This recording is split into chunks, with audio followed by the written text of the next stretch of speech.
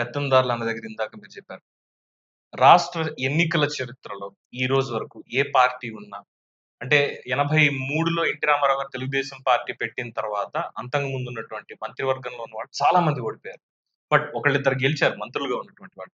ఇక్కడికొచ్చేసరికి ఒక్క జగన్మోహన్ రెడ్డి తప్ప మొత్తం మంత్రివర్గం అంతా ఊస్టింగ్. అవును. అలాగే స్థానబలం అని ఒకటంటారు. మొసలికి నీళ్ళల్లో ఎంత ఉంటుందో, అలాగా ప్రతి ఒక్కళ్ళకి వాళ్ళ నియోజకవర్గం ఒక స్థానం మేము ఇక్కడ ఇలా బిల్డ్ చేసుకున్నాం అని కొంత ఉంటాయి. మేబీ ఒకళ్ళకో ఇద్దరికో లక్ ఉండి ఎక్కడికెళ్ళినా కూడా గెలిచేటువంటి అవకాశాలుంటాయి. ఎమ్మెల్యేలకి ఎస్పెషల్లీ. మొత్తం అందరిని మారిస్తే మొత్తం అందరూ ఓడిపోయారు.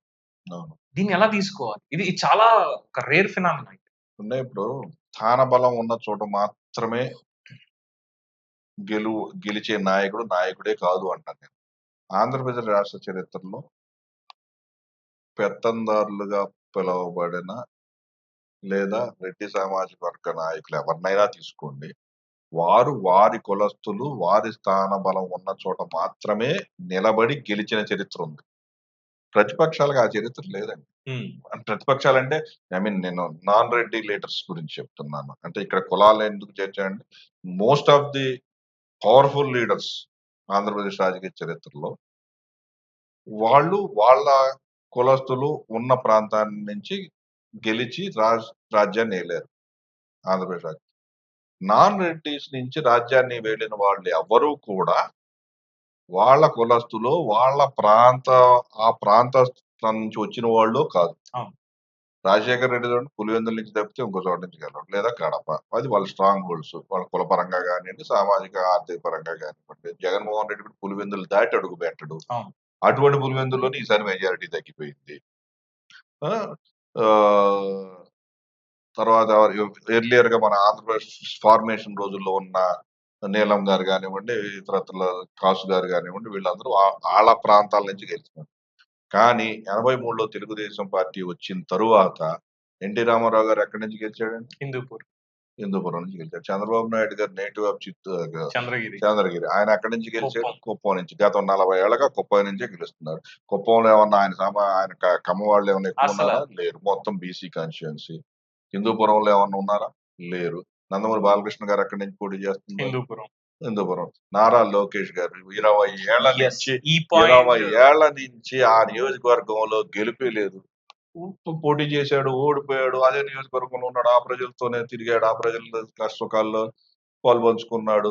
వాళ్ళని ఉద్దేశించి మీకు నేను ఉన్నాననే ఇచ్చాడు. లోకేష్ మాట తప్పాడు సార్. ఏ విధంగా?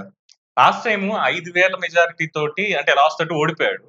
మొన్న యువగడం ఇది చేసినప్పుడు దాని పక్కన 0 యాడ్ చేసి 50,000 మెజారిటీతో గెలుస్తాను అన్నాడు. సో 50,000 మెజారిటీ అనే దాని మీద మాట తప్పాడు. ఖచ్చితంగా అండి. తప్పుతాడు. ఎందుకు తప్పకూడదు? మాట తప్పాడు. ప్రజల అభిమానంతో 50 కాదయా, నీ స్థాయి 70 80 అని 80 దాకా తీసుకెళ్లారు. అది ప్రజలు ఇచ్చిన బహుమతి.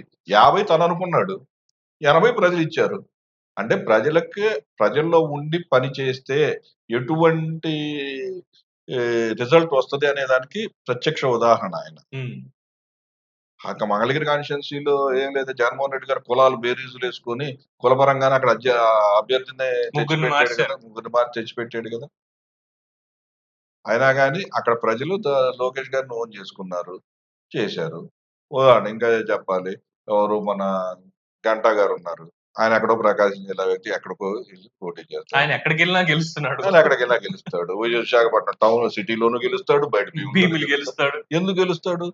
అంటే ప్రజలు కన్విన్స్ చేయగలరు, చేసుకుంటున్నాడు, ప్రజలకు ఉపయోగపడుతున్నాడు. ఏదో రీజన్ లేదైతే నాయకుడు గెలవడు. కానీ ఈ రాష్ట్రాన్ని ఏలిన రాజశేఖర రెడ్డి కుటుంబం ఆ కడప జిల్లా నుంచి కాకుండా ఎక్కడన్నా పోటీ చేసి గెలిచిందా? లేదా ఇప్పటిదాకా ముఖ్యమంత్రులుగా చేసిన అందరినీ తీసుకోండి, 83 దాకా తీసుకోండి, 83 తర్వాత తెలుగుదేశం వచ్చిన తర్వాత తీసుకోండి, చరిత్రలోకి వెళ్ళండి, చదవండి. ఎవరన్నా ఈ విధంగా సొంత ప్రాంతాలని, సొంత సామాజిక వర్గం లేని చోట అక్కడ ప్రజల్లో మమేకమై వాళ్ళ మనిషిగా అనేక సంవత్సరాలు ఎమ్మెల్యేలుగా, ముఖ్యమంత్రులుగా, మంత్రులుగా పనిచేసిన వాళ్ళు ఎవరైనా ఉన్నారా? ఎవరు లేరు. ఒక తెలుగుదేశం నాయకుల్లోనే ఉన్నారు. అంటే దేశ రాజకీయాలు తీసుకుంటే కొంతమంది ఉంటారు. ఇప్పుడు అంతకు నేను ఇంకా చెప్పాలంటే పాత నాయకులకు వెళ్తే ఇందిరాగాంధీ మెదక్ నుంచి గెలిచారు, జనం గెలిపించారు. అక్కడ దాకా నేను ఎక్కడో నెల్లూరు జిల్లా చెందిన పుచ్చలపల్లి సుందరయ్య గారు వచ్చి కృష్ణా జిల్లాలో నిలబడి అవును. గెలిచారు. ప్రజలు నాయకుడిని ఓన్ చేసుకుంటారు. ఈళ్ళెందుకు ఆ పులివెందులు దాటి రారు అంటే మీరు అర్థం చేసుకోవాలి. అది మనం చెప్పక్కర్లేదు. ఎందుకంటే కేవలం వాళ్ళ భయం. వాళ్ళు బయట నిలబడితే గెలవలేము అని. అంటే వాళ్ళు గెలవలేరు అన్నటువంటిది మొన్నటిదాకా అయిపోయింది. బట్ ఈసారి అది బ్రేక్ అయ్యింది అని అనుకోవచ్చు కదా! ఈ ఎన్నికలతో? ఖచ్చితంగా మెజారిటీ తగ్గింది నీ సొంత ఊళ్ళో అంటే ఏంటంటే నేను వ్యతిరేకించేవాళ్ళు కొంతమంది తయారయ్యారని. లేదా నీ పనులు నచ్చలేదని ప్రజలకి.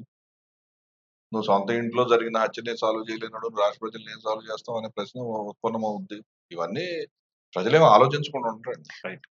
Thank you very much Vijay గారు. థాంక్ యూ అండి. సో, ఇది 2024కి సంబంధించి చెప్పుకోవాల్సినటువంటి విషయం. దీని మీద మీ అభిప్రాయాన్ని కామెంట్స్ రూపంలో తెలియజేయండి. చూస్తూనే ఉండండి ఐకాన్ న్యూస్. నేను మీ పవన్ కృష్ణ.